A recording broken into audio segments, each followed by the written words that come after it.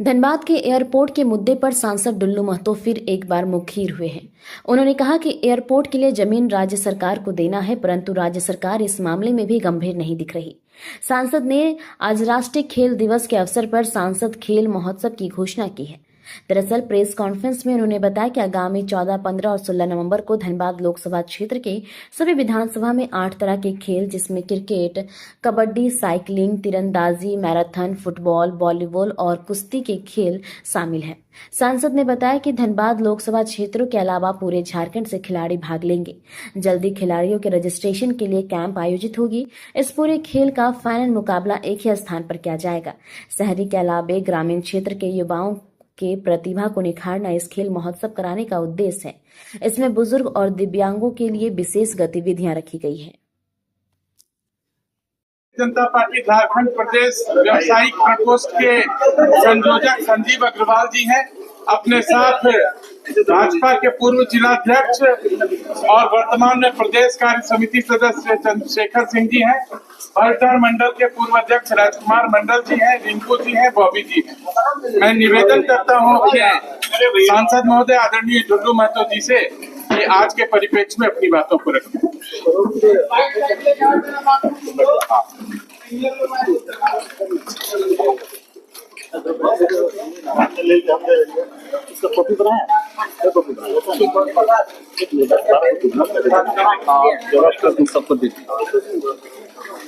Media cell के प्रभारी बड़े भाई मिल्टन जी ने आप सबों के बीच में सभी लोगों का परिचय दिया। मैं विशेष रूप से खास करके आप लोगों के पास आने में विलम्ब होने के लिए मैं क्षमा चाहता हूँ। और मैं जिस विषय के लिए ये प्रेस सम्मेलन रखते हैं, इसके लिए हम विशेष रूप से आप लोगों को डिटेल्स में मैं बताना चाहूँगा कि आज अंतर्राष्ट्रीय खेल दिवस है। इस अवसर पर हमारे महान हॉकी के खिलाड़ी मेजर ध्यानचंद जी के स्मृति पर समर्पित है। मैं धनबाद की जनता के सामने महत्वपूर्ण घोषणा करने जा रहा हूं, जो इस प्रकार है कि धनबाद लोकसभा क्षेत्र के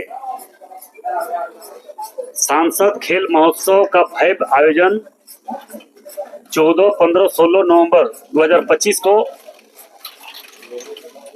करने का निर्णय धनबाद लोकसभा क्षेत्र के तमाम हमारे भारतीय जनता पार्टी के कार्यकर्ताओं के द्वारा पार्टी के निर्देश पर लिया गया है। जो खेल का विवरण है, जो लगातार 14, 15, 16 2025 से प्रारंभ हम लोग करेंगे। जो खेल का विवरण कौन कौन खेल हम लोग करवाएंगे और हर विधानसभा में करवाएंगे, ये नहीं कि एक ही विधानसभा में, मगर फाइनल एक जगह पर करवाएंगे। जो हम लोग खेल का विवरण हम देना चाहेंगे वो विस्तार रूप से है कि सबसे पहला किस सांसद खेल महोत्सव के माध्यम से खेल के आयोजन का, खेल का नाम सबसे पहला क्रिकेट, फुटबॉल, वॉलीबॉल, मैराथन दौड़, कुश्ती, कबड्डी, साइकिलिंग, तीरंदाजी और योगासन, ये लगभग 8 खेल का कराने का निर्णय हम लोगों के द्वारा लिया गया है। हम चाहेंगे कि पूरे झारखंड प्रदेश से खिलाड़ी, खेल प्रेमी आकर खेल में भाग ले और इसका खेल का प्रदर्शन भी देखे। ये महोत्सव केवल युवाओं तक सीमित नहीं रहेगा। हमारी सोच है कि गांव स्तर में भी स्थानीय खेलों का आयोजन किया जाएगा, ताकि गांव के प्रतिभा सामने आ सके और उससे भारतीय जनता पार्टी के द्वारा, हमारे केंद्रीय नेतृत्व के द्वारा, हमारे पार्टी के नेताओं के द्वारा उनको सहयोग करके उस खेल को हम आगे तक बढ़ा सके। साथ ही बुजुर्गों के लिए विशेष और दिव्यांगों के लिए विशेष खेल प्रतियोगिता का आयोजन हम लोग करेंगे, जिसमें समाज का हर वर्ग खेलेंगे, खेल से जुड़ सके और सम्मान के साथ भाग ले सके।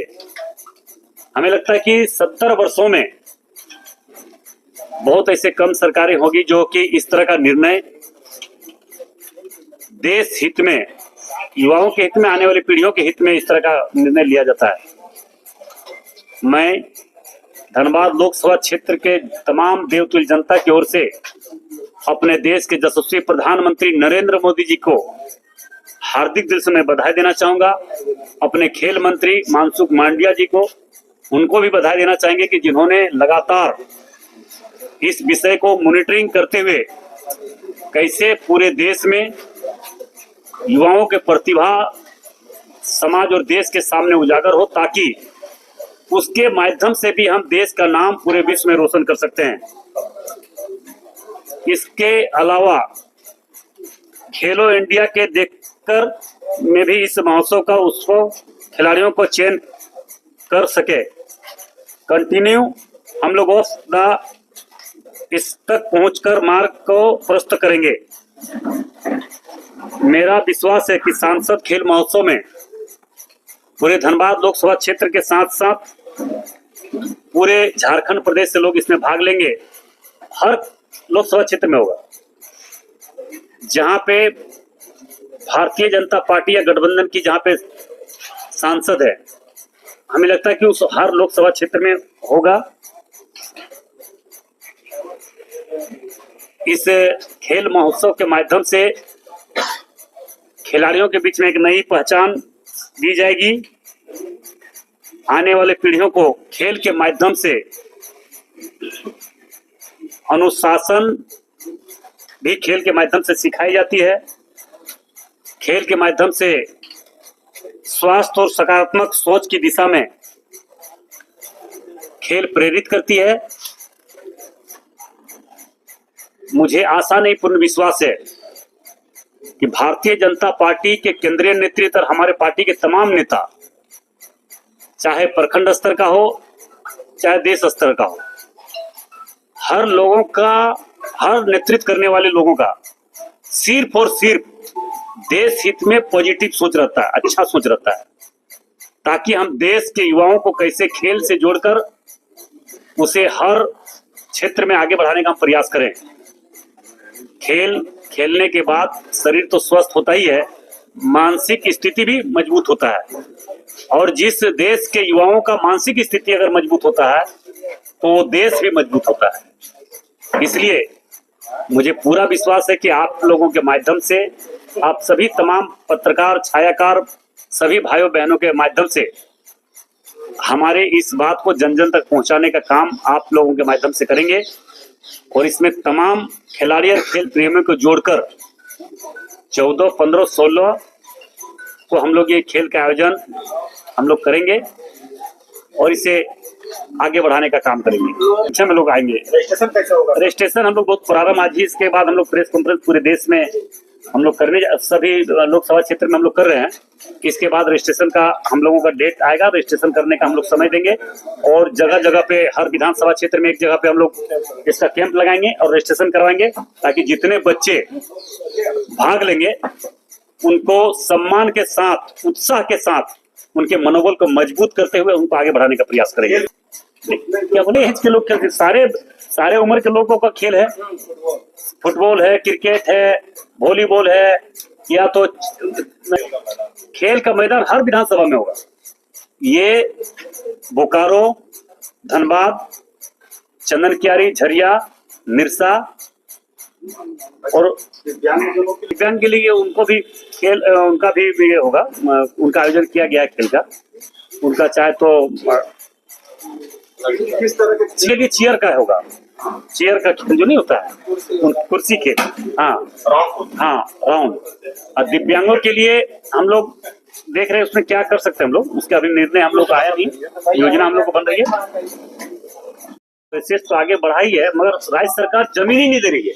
राज्य सरकार को हम आग्रह भी किए और चुनौती भी दिए कि अगर झारखंड के हित में आप काम करना चाहते हैं तो आप जमीन उपलब्ध कराइए, पैसा जितना लाना पड़े हम लाके जमीन पर काम करवाएंगे। मगर सरकार से हम चीफ सेक्रेटरी और मंत्री से भी बात करवाएं, टेलीफोनिक बात, आप चीफ सेक्रेटरी से बात कर सकते हैं, मगर सरकार का मानसा ही साफ नहीं है।